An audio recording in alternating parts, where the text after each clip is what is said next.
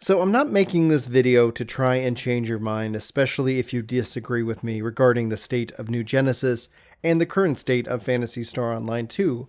I'm just more interested in having a discussion and kind of expounding on my thoughts that I've had over the weekend now that the high and the rush of the announcement has come and gone, and I'm left looking at the reality of the current state of Phantasy Star Online 2 as we look forward to the future with New Genesis, and kind of addressing some of the comments that I've seen tossed around regarding that PSO2 in its current state is a cash grab, or they're not respecting the players, or any number of things. There's a lot of different things that we need to break down in here, and so I figured why not just sit down and talk to you guys about it and give you guys my perspective, having had the weekend to kind of muse and mull and, I guess, for lack of a better word, chew on these thoughts that I've been having all weekend. So hopefully you enjoyed this video. Now, before we dive into the conversation, I do want to say today is my birthday, and happy birthday to me. And so I bring that up only to really plug the podcast channel. We are, I think, almost 400 away from actually hitting that 1,000 subscriber mark, in which we've got PSO Radio, which you've seen probably here on this channel for our kind of live reaction to New Genesis, as well as other podcasts regarding Final Fantasy and more. I really hope you check it out. I'm going to include a link in the description below. The best way to say thank you if you like my content is to check out the podcast channel. We've also been doing more live stuff and doing highlights regarding that. So it's not just like hour-long shows.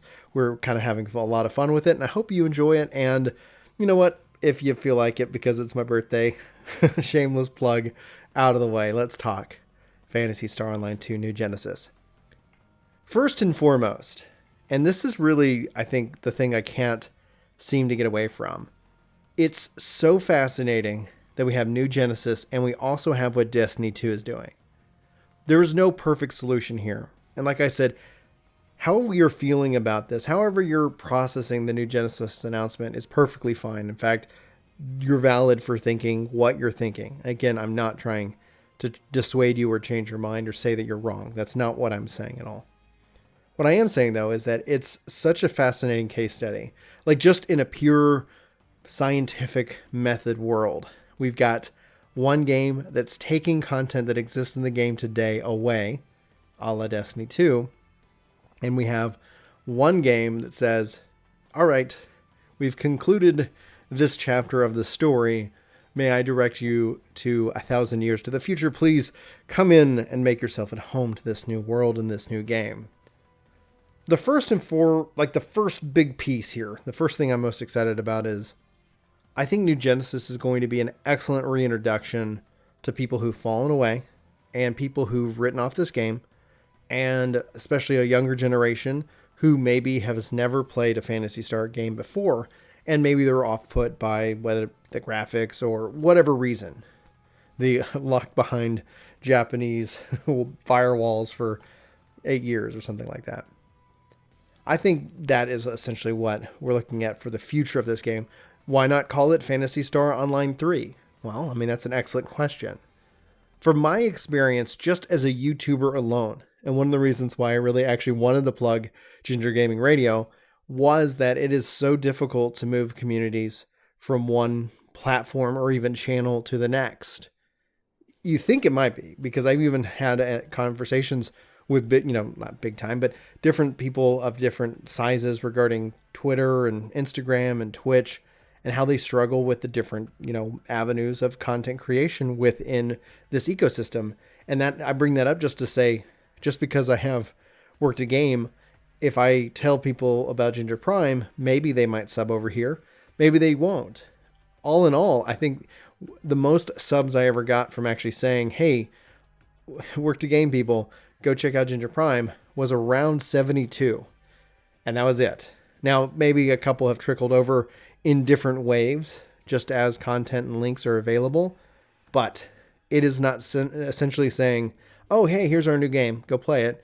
And everybody says, okay, I'm going to just leave everything that I've invested in here. I'm going to leave this community behind, and I'm going to go play this new game. Come with me.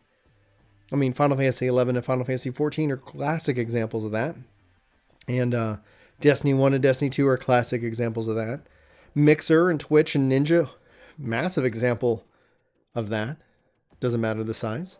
It just is the way that it is. And once we accept that reality, I think when we look at game development and moving from one game to the next, with perhaps the exception of Madden and FIFA and whatever the hell EA is doing, ripping people off in my opinion, but another video for another day perhaps. The sheer fact that when you're labeling this PSO2, and as long as they're able to keep the communication and communities together, think of our kind of alliance, so to speak, whether they're playing in the new world or the old world and we're all communicating, I think that's essentially kind of the goal. If you don't have to pack up your house or do something super extra just to communicate, I think the easier basically we can make this for the player, the better. Overall, hands down, pack your bags, call it a day. And I think one of the great and exciting things of this is that our AC and Star Gems really transfer over. And in my mind, I'm wondering if this can be broken, because imagine some kind of Star Gems campaign going on in New Genesis and in the original. I think it will be really cool to kind of almost time walk, to bounce back and forth, to try and achieve things that maybe you haven't done, or to kind of refresh yourself on the story, rather than Destiny 2 it, where this November, boom, boom, boom, we assume boom, those planets go boom, and go locked away into the Destiny content vault to be returned at a time in the future. Ultimately, we're where we've always been. How do you advance the story in a meaningful way in an always persistent game as a service game? Because in 10 years or in 20 years or in 30 years, does it make sense to have the Red War? Does it make sense to have the Cabal running around doing their Cabal-like things? Well, probably not. But maybe it would make more sense to sit here and say, do you want to log into pre-Beyond, etc., post? Because, I mean, when we look at WoW and WoW Classic, Final Fantasy XIV, even 1.0 to 2.0, there's been many examples of this, but never have we seen this example in real time with two big IPs. And I say big because Phantasy Star Online 2 is huge. And to change up that, like, even to change up its own business model, it's there. Maybe people won't prefer New Genesis. Maybe they will prefer the current version. And then the question is that at what level and what kind of support is the current version going to get? And it sounds like there's going to be stuff that crosses over that you can get in New Genesis and use in the current version of PSO2, pre-New Genesis, as a lack of a phrase here that I have. Now, the other side of it is that my levels, my Meseta, they don't transfer forward.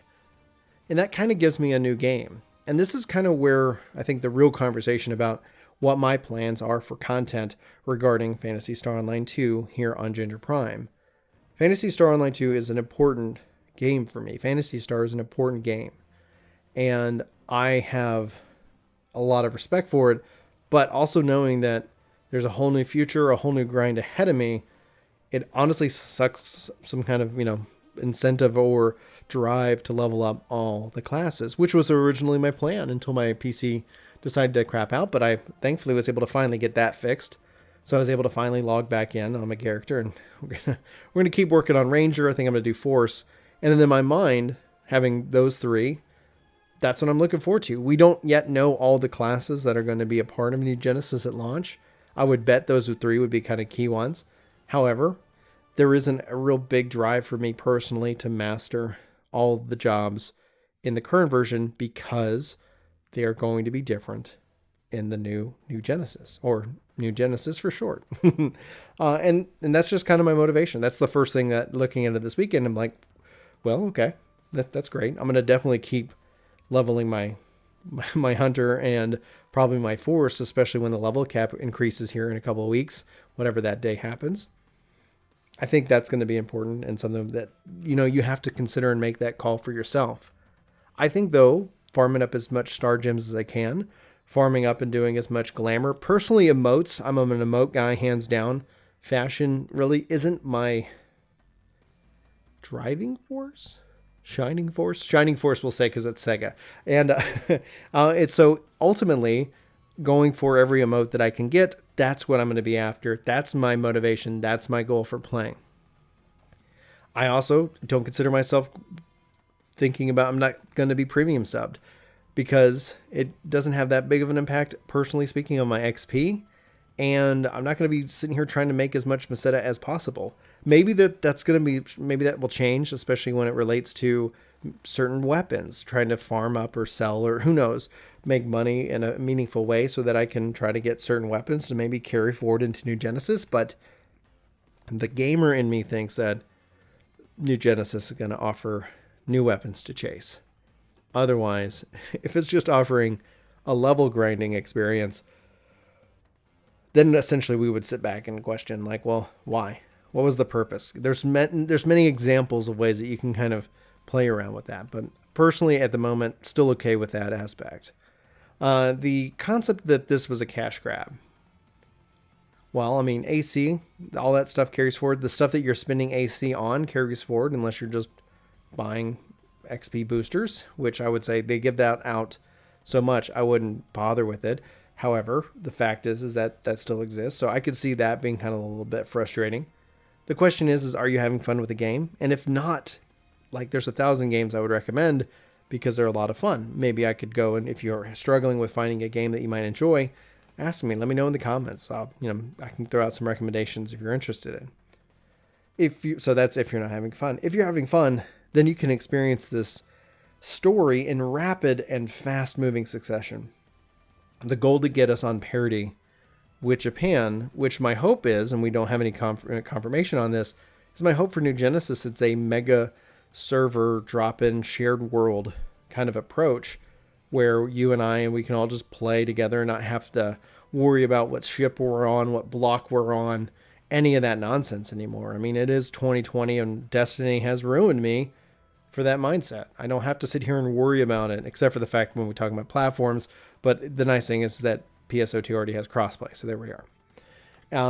So for me, it's not a cash grab, but that's not to say that you're wrong for feeling that it is. I personally feel respected in terms of my level of investment and what I'm having fun and doing in the game. I'm happy that the game is here, and I'm happy to financially support it in a way, because especially since I enjoyed it so much in Japan, this is a nice way to say thanks for coming here to the West. And beyond that, in my experience with the current version, the question is that if my inventory space increases, carry forward, like all of that stuff is meaningful and has value. And if that is essentially respected when I step into the world of New Genesis and they're not sitting here asking me for more money, all the better. But New Genesis, I can't wait to learn more. I can't wait to play this game. And honestly, to be completely frank, I hate the concept of I can't wait in gaming, because there's so many good games right now to be played. And the nice thing is that I honestly want to finish the story now. I wasn't motivated to do the story. I was really struggling to do the story. I wasn't connecting to how they presented it in PSO2, and I heard that it gets better, and it sucks because I've even said that to other people, especially when it relates to Final Fantasy 14. It gets better. And it's so hard because it does get better, but you kind of have to get through it. And it sucks sometimes when you have to get through stuff, especially when it relates to video games. So those are my thoughts. That's kind of what I've been chewing on all weekend. I am really excited for the future with New Genesis. I'm excited to step into this world and see what it's all about. I hope they blow our socks off. I hope they melt my mind. I hope that they deliver on the expectation, and I hope they introduce Phantasy Star to a whole new generation of gamers who've written this off for any reason. And I'm not going to judge them for writing off a game. That's just where we are. So I'm really excited to see where this goes, and I'm always curious as your thoughts. What do you think about how I'm approaching it? What do you think about New Genesis? What do you think? What's on your mind? Just let me know in the comments. Love to hear from you. But for Ginger Prime, thank you guys so much for watching and listening to me kind of ramble my way through my weekend's thoughts regarding Phantasy Star. And if you're still here and you haven't subbed to PSO Radio over at Ginger Gaming Radio, yeah, I hope you do. And if you don't, and there's something I can do that will make that happen, let me know, because I'm definitely all ears, because I'm trying to develop that channel out as well. So I really appreciate all the support everybody's shown me here at Ginger Gaming, Ginger Prime Gaming, and over at Ginger Gaming Radio, and over at Work to Game. I thank you guys so much for listening to these words, and hopefully you're having a fantastic week. And again, happy birthday to me. Thank you guys. Love you. And I'll talk to you soon. Take care.